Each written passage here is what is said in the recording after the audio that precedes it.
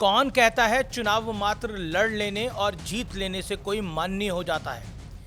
कभी कभी 6 बार सांसद बनने के बाद भी जहनियत मैली की मैली ही रह जाती है। इतनी मैली कि शायद मां गंगा भी उस गंदगी को साफ ना करना चाहे।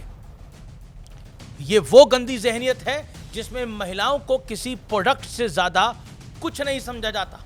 तकलीफ यह है कि ऐसे लोग हमारे देश के लॉ मेकिंग सिस्टम में बैठे हैं। इस तरह के लोगों से क्या उम्मीद की जानी चाहिए? क्या ये कभी भी चाहेंगे कि संसद में महिलाओं को 33% सीटें मिले? क्या ये लोग कभी चाहेंगे कि महिलाओं के इनके बराबर में अधिकार के साथ बैठें, इनकी कही बातों को काटें? और अगर कल कोई महिला इनसे ऊंचे रुतबे पर पहुंच गई तो तब क्या होगा?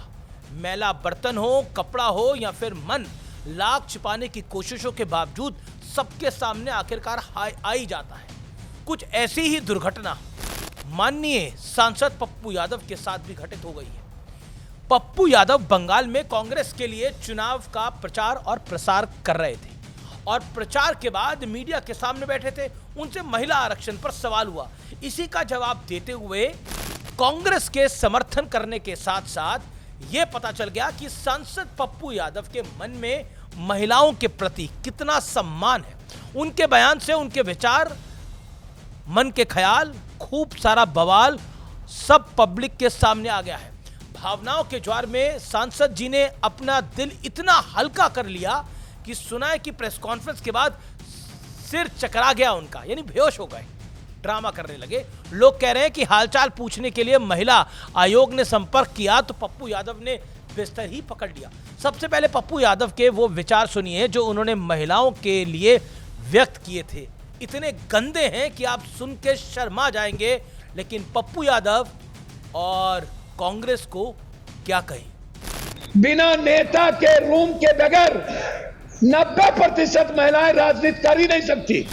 सबसे पहले मैं मेरे तमाम दर्शकों से माफी मांगना चाहता हूं क्योंकि मुझे ये घटिया, ओछा, वाहियात 2 कौड़ी का बयान स्क्रीन पर प्ले करना पड़ा आपके लिए। लेकिन ऐसा करना जरूरी है ताकि वो लोग जो इन्हें वोट देकर जितवाते हैं वो खुद से कुछ सवाल पूछ सके।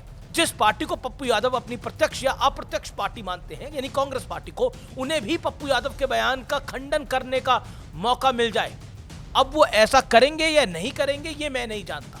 ये बयान इसलिए भी प्ले करना जरूरी था ताकि इनके विचार वे महिला सांसद भी सुन ले जो इनके साथ पार्लियामेंट में बैठती हैं, सदन में बैठती हैं। कुछ ने शायद कभी ना कभी इनके साथ बातचीत तो की होगी, हो सकता है इनके साथ खाना भी शेयर कर लिया हो। उन्हें भी पता होना चाहिए कि पप्पू यादव के विचार उनके बारे में, उनकी कामयाबी के बारे में, उनके करियर के बारे में, उनके संघर्ष के बारे में क्या है, कितने घटिया, कितने घिनौने, कितने बेशर्म है। बीजेपी वाले कह रहे हैं कि पप्पू यादव को कम से कम ऐसी बात नहीं करनी चाहिए जिसकी वजह से उनकी पत्नी और उनकी पार्टी की महिला नेताओं के लिए भी असहज स्थिति पैदा हो जाए, क्योंकि पप्पू यादव जैसे लोगों की सोच के कारण महिलाओं की मेहनत को शॉर्टकट वाले पैमाने में नाप दिया जाता है। कितनी हल्की और ओछी बात करी इस सांसद ने। वैसे माननीय सांसद जिस रिंग के कथित बब्बर शेर है, उस रिंग मास्टर ने पप्पू जी के बहुमूल्य विचारों पर अभी तक कुछ नहीं कहा है। राहुल गांधी, जरूरत नहीं होगी लेकिन सोचा होगा, होता रहता है, कुछ कह ही दिया तो क्या हो गया, महिलाओं पर ही तो है, क्या फर्क पड़ता है। हालांकि पप्पू जी के शानदार विचार सुनकर बिहार महिला आयोग ने उन्हें नोटिस थमा डाला है। नोटिस में पप्पू यादव के विचारों को डिस्कस्टिंग बताया गया है, स्तरहीन बताया गया है। नोटिस के जरिए पप्पू यादव से सवाल पूछा गया है कि लोकसभा अध्यक्ष से आपकी सदस्यता रद्द करने की सिफारिश क्यों ना कर दी जाए। ये कौन है?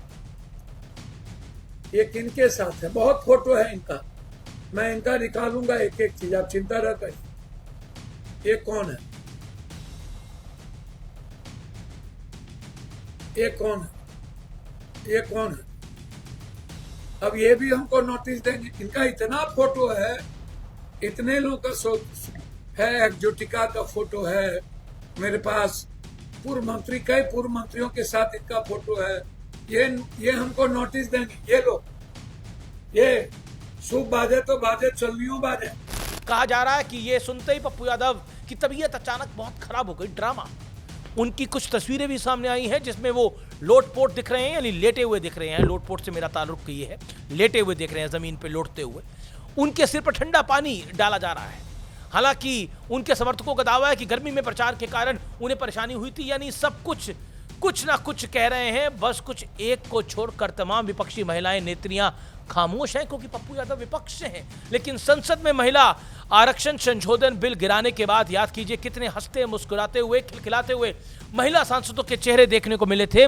लोग कह रहे थे कि इस सिचुएशन पर उन्हें धुरंधर फिल्म का वो डायलॉग याद आ रहा है कि हिंदुस्तानियों के सबसे बड़े दुश्मन हिंदुस्तानी ही हैं, पाकिस्तानी तो दूसरे नंबर पर आते हैं। महिलाओं के बारे में भी ये डायलॉग फिट बैठता है, महिलाओं की असल दुश्मन महिलाएं ही हैं, पुरुषों का तो नंबर दूसरे पर है। क्योंकि पप्पू यादव ने जो कुछ कहा, जिस अंदाज में कहा, उससे सारी महिलाओं के आत्मसम्मान पर प्रहार हुआ है। अगर ये प्रहार के बावजूद भी आप खामोश हैं तो याद रखिएगा, आज आपकी खामोशी न जाने कितने और पप्पू यादवों को हिम्मत देगी, क्योंकि उन्हें पता है महिलाएं ही तो हैं, कुछ नहीं बोलेंगी। देश की महिलाएं देश की शान है, देश की कमान है, देश का अभिमान है, और अपने अभिमान की रक्षा के लिए पहला कदम तो आपको ही उठाना होगा। वो कहते हैं ना, स्वर्ग में जाने के लिए भी मरना खुद ही पड़ता है, लड़ना तो आपको ही पड़ेगा। और ये सत्य और तथ्य है, पप्पू यादव को जवाब इस देश की महिलाएं देंगी, कांग्रेस को जवाब इस देश की महिलाएं देंगी और कोई नहीं।